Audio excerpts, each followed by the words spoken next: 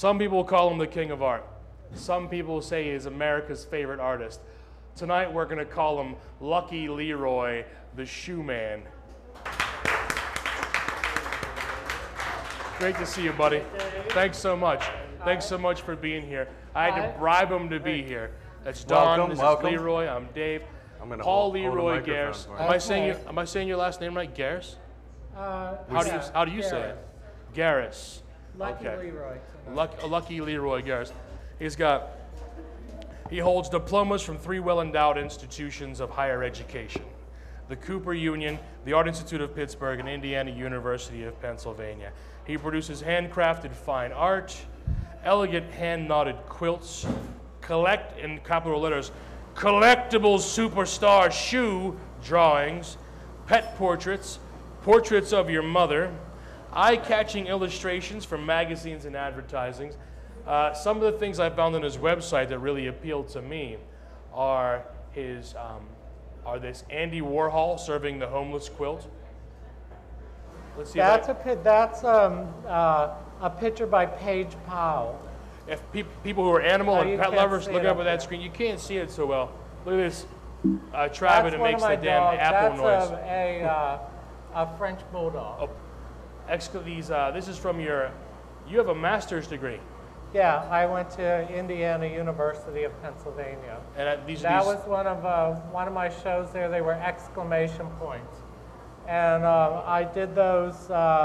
It was about the AIDS crisis in the 90s, and I did exclamation points as if it's the energy that it took to get through the beginning part of the AIDS crisis. You know, we would go to all these parties, and like the person would look like a skeleton, so you'd dress them up like a drag queen, and then they'd be Marilyn Monroe instead of like a skeleton at the party.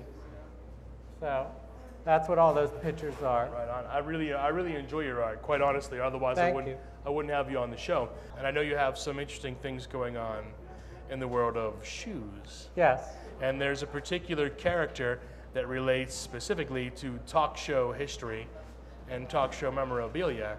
When you invited me to be on this show, I thought, oh, well, I've got to research talk shows, and I looked online, and I had seen him before. His name is Monty Rock, and Monty Rock is the like the most famous talk show guest from the 70s.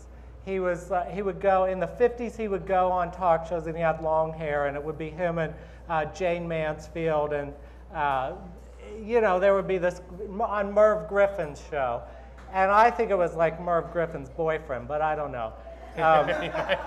So Monty would go on these shows and sing, like he sang a couple of songs, like rock and roll songs, like Elvis or whatever. And but then in the 70s, he had a hit disco song called, and his group was called Discotheques and the Sexolettes. As it turns out, they credit him with being one of the first people to take disco mainstream. Yeah. He was on, like you said, Merv Griffin, and then he was on Johnny Carson in the early 70s. Monty Rock wore all these rings. He wore. He lives in Las Vegas now. He's still alive, so you could get him. You should get him on this show. But I bet he would come. A few months from now.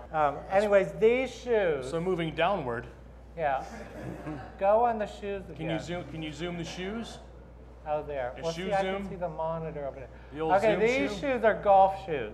And these shoes were given to me by a black man. I was in... Him? This one?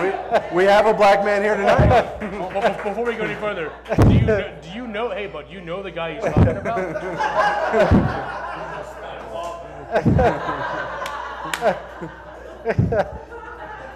So these shoes were given to me by a man named Charles McGill, and I got these golf shoes because Charles McGill is a performance artist in New York. We got our picture in the New York Times and everything the day we did this performance. But his performance art was to make Harlem into a golf course. So so what we did, we had costumes and walked throughout Harlem with, like, I carried the tee or the grass that he teed off of. And he was all dressed in argyle. He was, knickers and all of that. And he, would tee off, and he would make these proclamations that were written on the golf balls, and shout these things in Harlem. And he would, but I was the caddy. So, and his country club's name is Club Negro. So, I had a hat on and an outfit. But the thing that I was looking forward to the most was when, we got up to where the black Muslims were doing, how they talk on the street all the time. And so, so I thought there would be like a major confrontation. I'm from the suburbs. I don't know what the fuck you're talking about. Well, this is in Harlem, in New York. It sounds fantastic. Oh, it was a great show. It was really fun, and people would gather around, and but there wasn't really a confrontation because he had gone the day before to warn them that we were coming. So the video was really good, but I wished he wouldn't have said anything because I think there might have been a confrontation if. The golfers. I can see where that would happen. I mean, I'm from a golf town, and I'm offended by golf.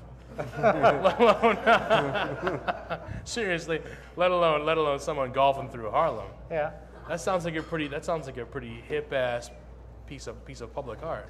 All right, so that's the story of those shoes. So we talked the rings, we talked these shoes. Do you have more shoes we can? I do.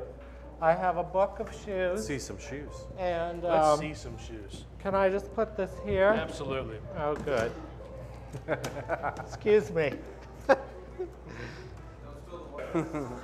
Okay. Here's the shoe book.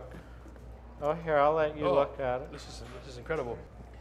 Do you have this on on sale anywhere, or is this just like a one-of-a-kind? Yeah, anybody want to buy one? They're on sale tonight. I have prints in there for $20 each. Hey, so that's me in like a costume like this. And I did a couple of times, like I would take my friend Candy Ass. You should Google him. Wait, hold on. Too. Your friend who? Candy Ass. His friend Candy Ass. He's a famous artist in New York, too. We're gonna get some. Google him, Carrie Leibowitz. I would bring my drawings to, he got a job at Christie's auction house in New York. Oh, sweet. So he was like, a Christie's girl, what they call like the debutantes who like work at Christie's auction house. So, so he said, he knew I brought my artwork around in suitcases and stuff. So he said, bring your art and we'll sell prints and art at Christie's. So that was like that was a good gig that I had of these, selling these prints at Christie's. I would come for lunch and like the Christie's girls would buy, the shoes, and they thought it was a bargain. They were $100 then. That's killer. But right. Andy Warhol did a shoe called My Shoe Is Your Shoe. So I took that as the prompting to be able to use his idea for shoes. I did shrimp boots. We have two more segments. Shrimp boots. We have two more segments to our interview. Okay. One is something about me begging for a ballet. Yeah, I did a ballet tribute. I choreographed a ballet tribute to Monty Rock. And what exactly is entailed in that? And what do I have to do to see this ballet tribute? Well, I have special shoes and I have a tutu. Everyone wants to see it? Ladies and gentlemen, do you want it? Is there any interest in special shoes and tutus and Monty Rock tributes? I would say yes. I would say yes. Well, can I get a banjo?